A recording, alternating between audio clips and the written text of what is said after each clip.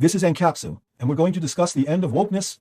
The anti-woke movement, as it's referred to here in Gone, appears to be here to stay and is putting an end to the woke wave in Brazil and globally. Wokeness, for those unfamiliar, is about being overly virtuous or sanctimonious. Nobody is against diversity or different sexual orientations. The issue isn't that. The issue is forcing these themes in a major way, almost as an attempt to convey a message to the public. The message must be conveyed to the public, as Barroso says. We have to civilize these people with this concept. In other words, it's not about complaining regarding inclusivity, race, or similar issues. The issue is precisely this insistence when a work of art becomes, like a movie or series, it becomes something intended to teach a lesson rather than something you watch for entertainment. It appears there's now a backlash against this trend, with people abandoning the virtuous or woke wave, which was also very prevalent here in Brazil. This is very bad for the left, who aren't pleased with this development, but it seems they're becoming aware of the problem's magnitude. Let's understand this, because much of what they're talking about here is about Sydney Sweeney. They put a beautiful woman in a jeans ad. How did they use that? That's not allowed. It's totally anti-woke. Let's understand this case. This news was suggested by Lascados Coelho, an inspector who made medicines more affordable, and several other. Thanks to those who suggested news on our website, Visa Libertaria.com, and thanks to you for watching our video. If you like our content, please like and subscribe to our channel. So what was the story here? O Globo, ultra woke, super progressive, right? Read Globo has always been very progressive. For those who don't remember, I do. In the 80s, Read Globo announced that breasts were being shown on the Sapucaí parade, during the Carnival parade, and so on. They've always been super progressive. And again, I don't have anything against it. I think the issue of identitarianism and sexual exposure is that each person does what they want. My friend, I have nothing against it. The issue arises when a video or movie conveys a message to the viewer. This has always been the case. Every movie has an underlying meaning or message. Even fairy tales convey a moral, teaching a lesson through their stories. This has always been the case, but it needs to be subtle and fundamental. In the last 20 years, there's been an excess in this regard both in Hollywood and elsewhere. I would say Brazilian cinema has always had this characteristic. Brazilian cinema, since the 1960s and 1970s, has always aimed to teach the audience something. It's not about civilizing the Brazilian population. It's that feeling, as Barroso puts it, that Brazil needs to be civilized. They don't realize they're the uncivilized ones. Brazil has its own civilization. It's not identical to the European one. Yes, it's different from European or American civilization, but we have our own with our unique way of speaking. I swear a lot, that's just the way it is. That's how it works in Brazil's local culture. Want to civilize it? My friend, it's easier to move to Europe than to try to bring Europe to Brazil. It won't happen, right? So this idea of lacração has always been linked to conveying a message to the audience. And when this message is well known and accepted, and doesn't get in the way, it's subtle and fine. People adapt to it without any problem. Every story and every fable has a message behind it. Now, what's been happening lately is an exaggeration in this message, an almost caricatured attempt to force inclusion, to include various types of love, not just heterosexual love, but also homosexual love. And again, nobody's against it, but when you start forcing it, it gets annoying and bad because you have to make. What matters in a work is the story. It's the story. It's the plot. It's what's happening. It's what matters in the end. Look at what the Gone folks are saying here. Anti-woke wave is diversity disappearing from movies and advertising. So, Two things here. Woke isn't just about diversity, okay? In fact, the main thing I say about woke is that it understands cinema mainly as a form of political action. That's what I've always criticized here in Brazil, and unfortunately, Hollywood is now copying this in Brazil. The idea that a film has to convey a good social critique. It's not because we have to show that capitalism is killing the world, or that climate change, or that structural racism, patriarchy, and so on. Again, I'm not saying that this is necessarily wrong. There may be some important points in this whole story. The whole issue is that when someone goes to see a movie, they want to see a movie, they want to enjoy watching it. They don't want to be lectured, right? If they wanted to be in a classroom, if they wanted to learn, they would go to a classroom or college to study, not to the movies, right? So this is the point that ends up presenting things in a negative way. I think the movement has another aspect too. I've already mentioned that decentralized and distributed information is changing many aspects of human relationships. The fact is that people have become overly critical of movies, just as they have of governments. Hierarchical structures are beginning to be rejected by society. The transaction costs make them very inefficient. So I confess that I'm not an expert in arts or cinema, but my impression is that the public is looking for something more realistic. Right? For a long time, people loved Hollywood special effects, with flying saucers and other fantastical things. The truth is that nowadays, anyone can do that, right?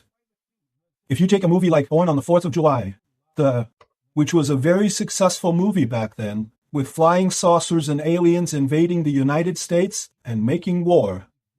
But my friend, with iPlatforms, you can create all that. You don't need to film any of it anymore. So it kind of lost its plead with have a purely visual movie, like in that era. Several movies were like that, right? Now, the story becomes much more important. Another thing I notice is the issue of movie length. I notice that people's attention span is decreasing. More and more, people want things to be quick. They don't want to waste time watching a long story or an elaborate production, which is a shame, because there are some themes that you really need a lot of time to develop. So, I don't think it's just a matter of being woke or not. I think it's a deeper cultural shift than that, you know? Because again, movies have always conveyed a message and had a moral to the story in the end. But it's really getting strange now, isn't it? So here, people say we've already been woke, right? The term woke or lacrador in Brazil became all-powerful. Yes, Brazil has always been woke. Look at Brazilian filmmakers, man. A bunch of people who think they're artists wanting to teach the communist revolution to Brazilians. It's always been like this. Look at Brazilian movies, all of them. Take out comedies and such, which are lighter content. Anyway, it's the same thing. Representation is out of fashion. I think the situation started to go downhill when there was an Oscar ceremony where there wasn't a single black actor or actress. I don't recall. What's new is that it's annoying. It's annoying, but the truth is it shouldn't be as big of a deal as it was. Because in theory, the Oscars should award the main actors and actresses, right? If they were all white. In the United States, most people are white. Here in Brazil, too, most people are white or have light skin tones. And in the end, it happened that there were only white people, but this sparked controversy. And from then on, Hollywood films were required to have diverse casts. Even Globo's soap operas are now addressing this issue. Again, I don't think diversity is bad in itself. What I think is bad is when it starts to be forced. Look at what they're saying here. The change is visible on social media and on your TV. There emerged the trade wives, traditional homemakers who create content centered on serving their homes and husbands. Skinny Talk, a TikTok segment dedicated to promoting thinness. Meanwhile, rainbow flags disappeared from brand publications. Look, this business of brands using rainbow flags, I think it's a total hypocrisy, right? As if brands really cared about your personal life or choices, right? My friend, do what you want with your body. Go wherever you want. Just do what you want with your body. It was hypocrisy. This branding practice of putting up the LGBTQ flag at the end, that's the truth. So these little flags disappeared because people saw it was getting ugly. It was becoming hypocrisy, especially since they did it in the West, but not in Saudi Arabia. In Saudi Arabia, everyone went without any label. In the Arab world, where people are conservative, no one displayed any label. Here in the West, they put up a label. They displayed the LGBTQ flag. I'm not even sure how many letters are in that acronym anymore. Anyway, I'm talking about Sydney Sweeney here. Sydney Sweeney got labeled as usual, but this had been happening before. A lot of things had been happening before. Several things here, people talk about it. Look, in this other report here, the New York Times, ultimately, the business of Hollywood is to give the public what it wants, not what it thinks they should want. Man, it's what I always say. It's the big mistake of Brazilian cinema. Brazilian cinema is all made based on what the audience should want in a movie. They should like Marighella. Marighella should be a hero. Let's make a movie about Marighella because we want to, not because that's what people want. That's not what people want. The most successful recent Brazilian film I've seen was Elite Squad. And precisely because the filmmaker made a mistake. He wanted to portray Captain Nascimento as a bad guy, but the audience ended up loving it. The audience fell for Captain Nascimento, and that's what filmmakers should go after. And if you notice, most American movies follow the same pattern. The Guardian questioned whether the woke movement will prevail, noting that British progressives have faced significant setbacks in public opinion and court decisions in recent years. That is to say, in England there's been a significant reversal of this trend, with even the Supreme Court taking measures. For example, there was significant criticism against TERFs, or radical feminists who oppose LGBT rights, particularly regarding trans women in sports. And people began to reconsider, acknowledging that TERFs might have a valid point. Deutsche Welle stated that anything considered woke provokes anger directed against people with left-wing or environmentalist views. People are realizing that environmentalism is being used as a pretext. The left as a whole is also being seen as insincere. This is what's happening in my view. People are seeing the fragility of large, hierarchical structures and seeking authenticity. YouTube is getting people used to more personal and genuine interactions. It's not overly elaborate or planned. This is changing culture. People ultimately want something different. I don't see this as just being about wokeness or virtue signaling. There's a bigger component to it, demanding more spontaneity.